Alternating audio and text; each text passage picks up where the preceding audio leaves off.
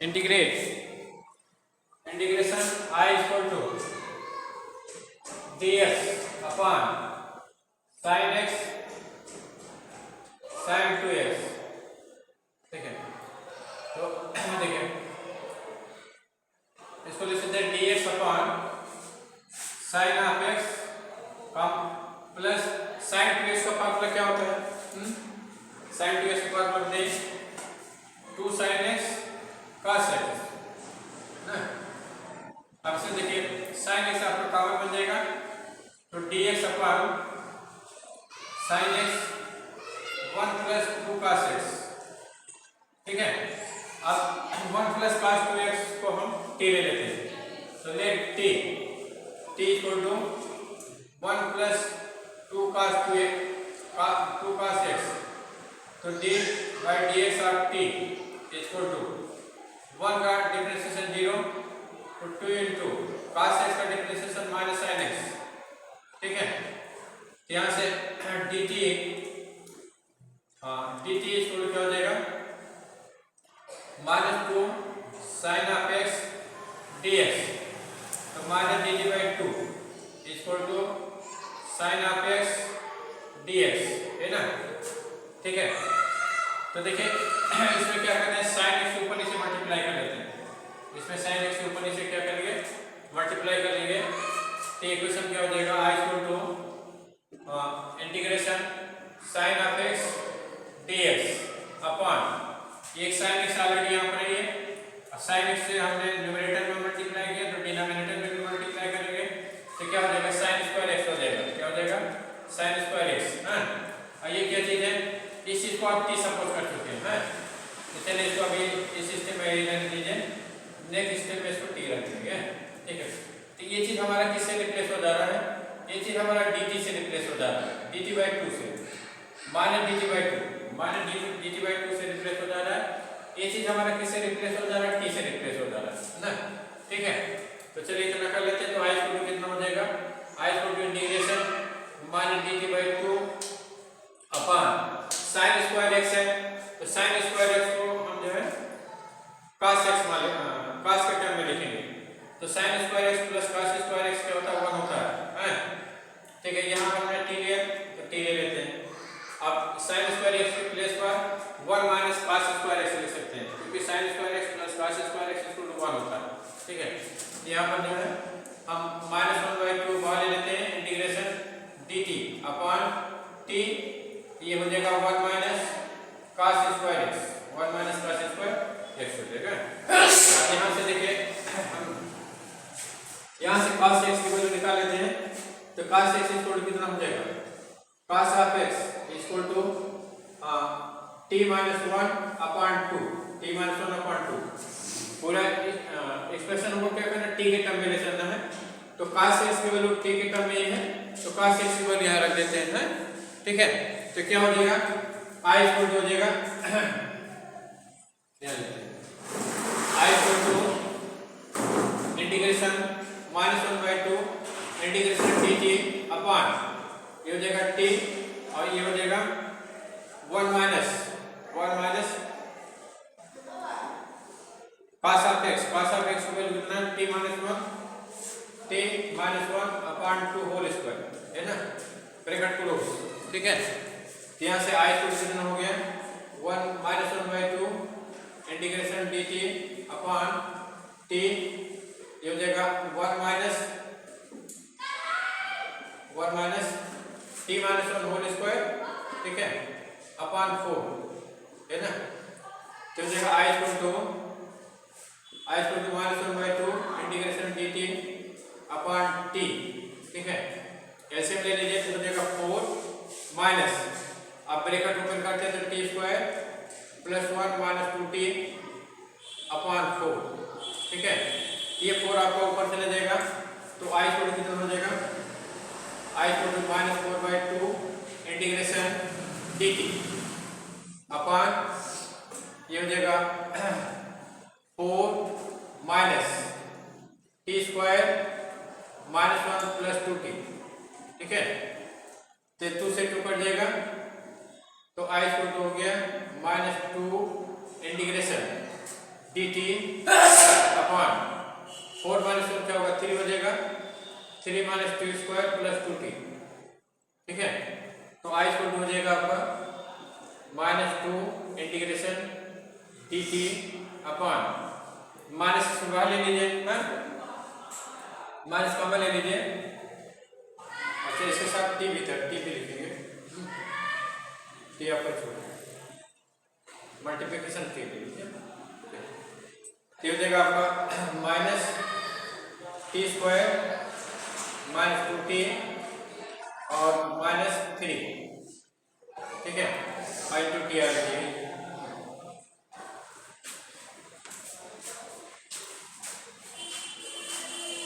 अब उसके बाद देखिए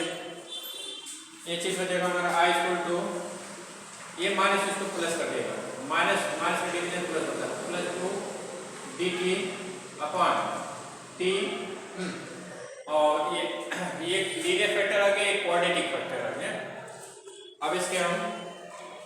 फैक्टर बनाते हैं, तो T square minus 2t minus 3t है, तो इसका कोफिशिएंट 1 है और इसका कोफिशिएंट माइनस कांस्टेंट माइनस 3 है, तो 1 इंटू माइनस 3 क्या हो जाएगा 1 इंटू माइनस 3 माइनस 3। तो माइनस 3 के दो पार्ट करना, माइनस 2 के ऐसे दो पार्ट करना है जिसका प्रोडक्ट 2 प्लस 3 है और सम डिफरेंस -2 है। ठीक है, तो ऐसा पास में जाए तो ऐसा तो नहीं पॉसिबल, क्योंकि ये 1 इंटू -3 बन सकता है, 3 इंटू -1 बन सकता है। ठीक है, ये हो जाएगा -3 और 3 -1 जो है आपका 2 हो जाएगा। ठीक है, 3 -1 2 हो जाएगा, लेकिन हमको चाहिए -2 है, तो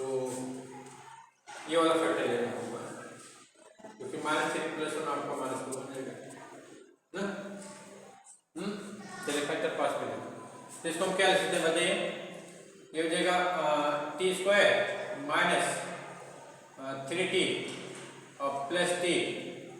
माइनस 3 ब्रेक क्लोज। ठीक, यहाँ से हो जाएगा आपका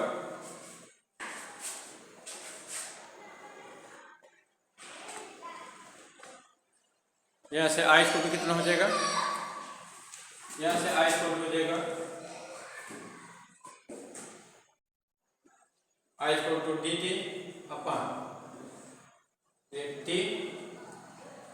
और t कॉमन ले लीजिए तो t -3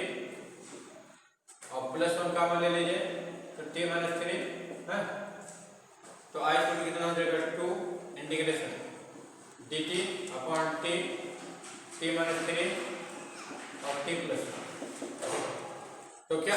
करेंगे, गिवन एक्सप्रेशन है change into product of 3 linear factors. ठीक है, तो this is irrational algebraic expression having denominator as a product of 3 linear factors. So we change these products as the sum or difference of irrational linear factors. ठीक है, which can be integrated easily. ठीक है, by partial fraction method. तो by partial fraction method से हम क्या करेंगे, इसको हम सम डिफरेंस में बदल लेते हैं, फैक्टर को सम डिफरेंस में बदल लेते हैं, तो ये क्या हो जाएगा इंटीग्रेबल हो जाएंगे, सब एक ऐसे फॉर्म में आ जाएंगे जिसको कि आप इजीली इंटीग्रेट कर सकते हैं। ठीक है, तो बाय पार्शियल फ्रैक्शन मेथड से इनको क्या करते हैं सम डिफरेंस में बदल रहे हैं। ठीक है, तो देखिए ये हो जाएगा t -3 t + 1 और t -3 है ना, तो ये denominator is product of 3 linear factors है। जब लीनियर फैक्टर होते हैं तो हम एक कांस्टेंट ऊपर लिखते हैं और डिनोमिनेटर में एक फैक्टर लिखेंगे, फिर दूसरा कांस्टेंट लिखेंगे, फिर डिनोमिनेटर में दूसरा फैक्टर लिखते हैं, फिर थर्ड कांस्टेंट लिखते हैं और डिनोमिनेटर में तीसरा फैक्टर लिखते हैं। अब एक सम में चेंज हो गया। ठीक है, अगर कोई डिफरेंस होगा तो उसकी वैल्यू नेगेटिव आ जाएगी।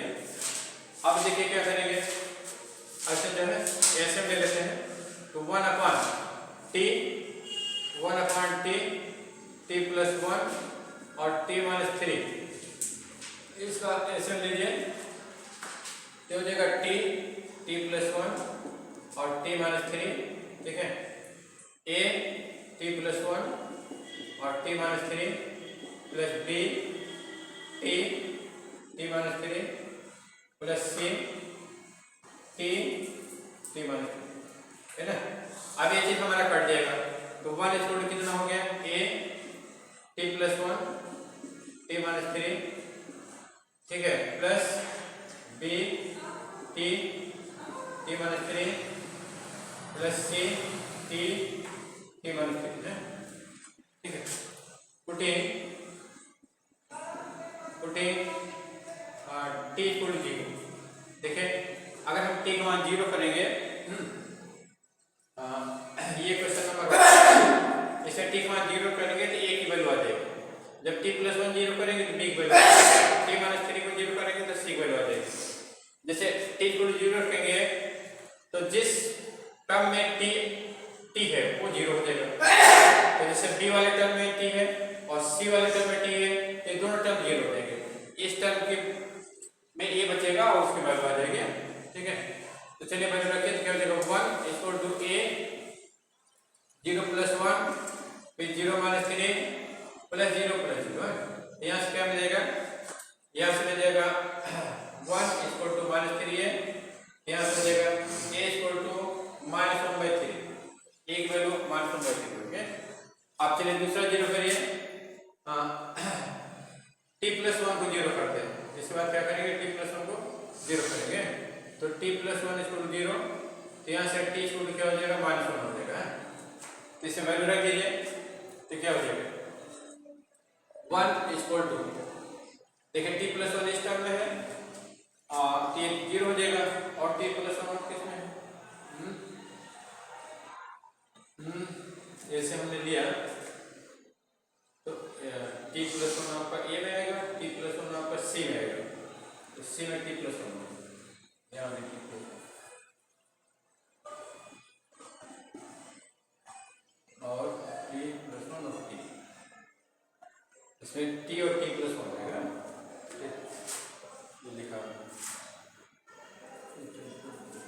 यहाँ पर, ये दोनों प्रोडक्ट रहेंगे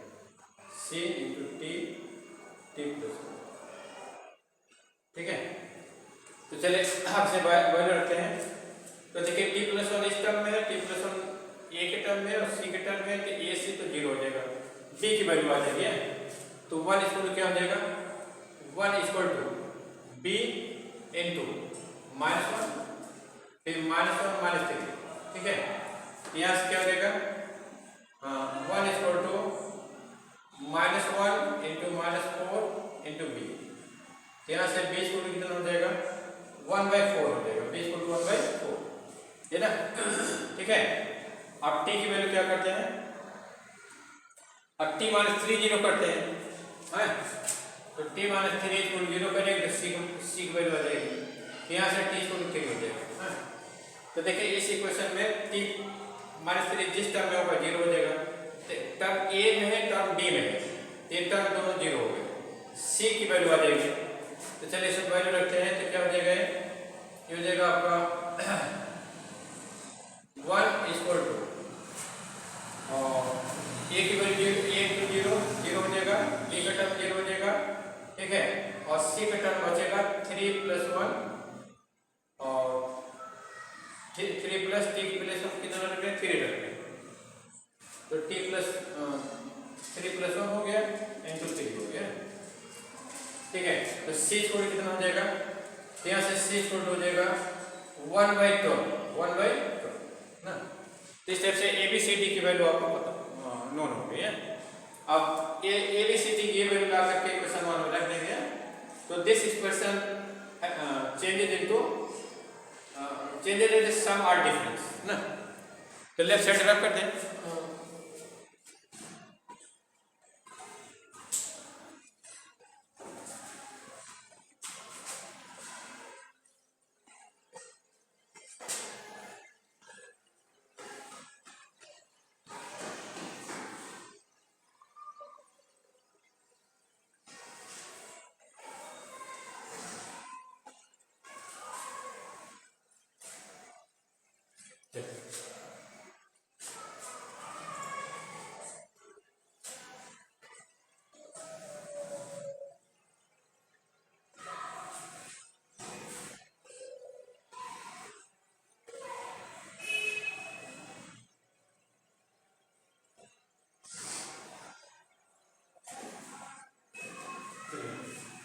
तो पुटिंग वैल्यू ऑफ एबीसी इन 1 में वैल्यू रख देते हैं, तो क्या हो जाएगा 1 upon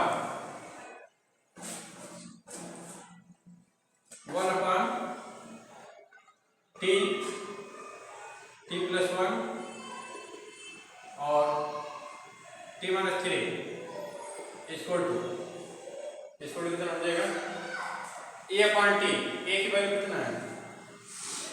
a की वैल्यू कितना बताओ 1 minus 1 by 3 है ना, value of a is minus 1 by 3, तो right here minus 1 by 3 into 1 by t, ठीक है, प्लस b की वैल्यू क्या है 1 by 4 into 1 upon t plus 1 और प्लस c की value 1 by 12 1 upon t minus 3 ना। तो thus given algebraic expression has changed into sum of 3 linear irrational factors, ठीक है, which are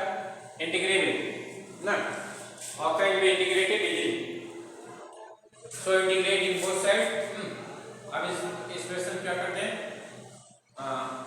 इंटीग्रेट कर देते हैं, बोथ साइड इंटीग्रेट कर देंगे, तो t plus 1 t minus 3 minus 1 by 3 integration dt upon t plus 1 by 4 integration dt upon t plus 1, ठीक है, और plus 1 by 12 integration dt upon t minus 3, ठीक है, तो क्या हो जाएगा minus 1 by 3 log t, फिर plus 1 by 4 log t plus 1, ठीक है, और plus 1 by 12 log t minus 3 plus c, है ना, ठीक है। अब एलसीएम ले लीजिए, तो एलसीएम क्या होगा 1 by 12 होगा ना, 3 4 12 का एलसीएम 12 होगा, तो यहाँ पर 3 4 12 बनाने के लिए 4 से ऊपर नीचे मल्टीप्लाई करेंगे, तो 4 by 12 और 4 को 12 बनाने के लिए 3 से मल्टीप्लाई करेंगे ना, और यहाँ पर log t राइट है log प्लस है plus 3 by 12 log t plus plus 1 by 12 log t minus 3 plus ना, ठीक है, तो हम देखो 1 by 12 आप टोटल में कॉमन ले लीजिए, तो क्या बन जाएगा ये minus log minus 4 log t और प्लस 3 log t plus 1 और plus log t minus 3 plus, ठीक है। अब देखिए ये जगह 1 by 12 है, अब इस माइनस 4 को यहाँ पर ले लीजिए, क्या हो जाएगा log t minus t rate 4 minus 4 plus log t plus 1 और t plus 1 रेट 4 3 और plus log t minus 3 plus ना, ठीक है। तो ये चीज है log m into log m into n into log m n s के फॉर्म में है ना, log of sum of product क्या होता है, sum of log of product ना, अगर यहाँ पर sum of log of product है तो क्या हो जाएगा log ऑफ प्रोडक्ट बन जाएगा ना। तो चलिए इसमें इस चीज को आप लिखते हैं 1 by 12 log t minus 4 into t plus 1 raised to power 3 और t minus 3 और प्लस ना, ये हो जाएगा आपका 1 by 12 log हो जाएगा t plus 1 raised to power 3 t minus 3 upon t raised to power 4 plus, ठीक है। अब t की वैल्यू बाई कर दीजिए, टी की वैल्यू क्या करते हैं, इसमें बैक कर देते हैं। तो टी की वैल्यू हमने क्या सपोज किया था, साइन एक्स, नहीं टी इक्वल टू क्या लिया था हमने, बताओ है, टी की वैल्यू क्या लिया था हमने, 1 प्लस, हाँ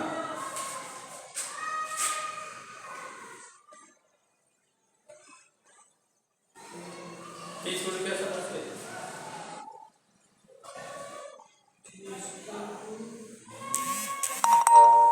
टी इक्वल टू 1 प्लस 2 का सेट मान था,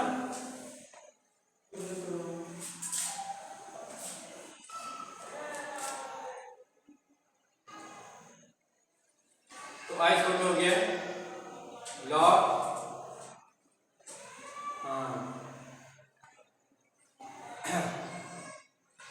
T equal to 1 plus cos 2x, तो 1 प्लस नहीं 1 plus 2 cos x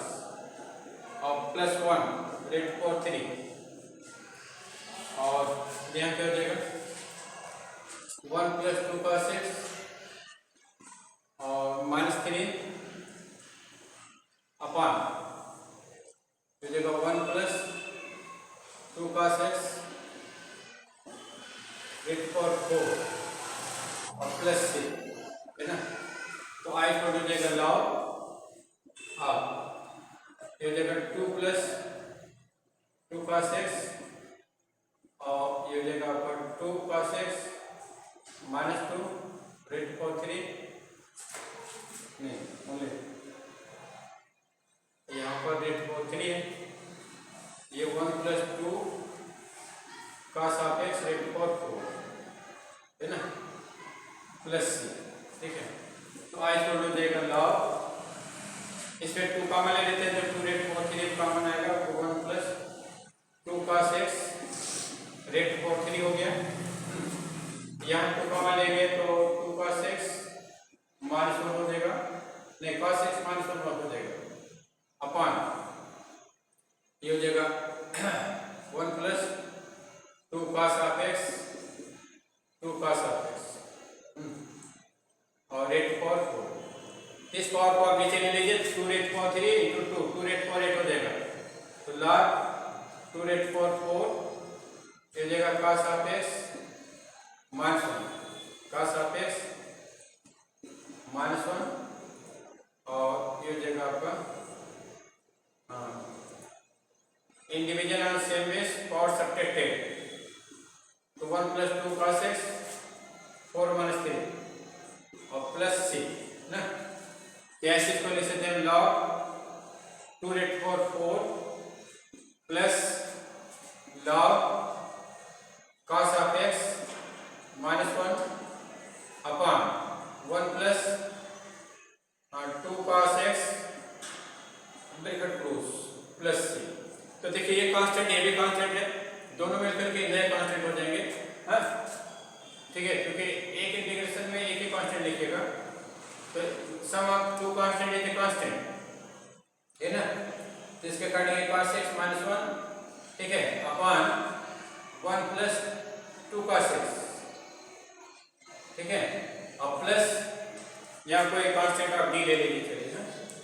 D J constant of integration, D J constant of integration ना,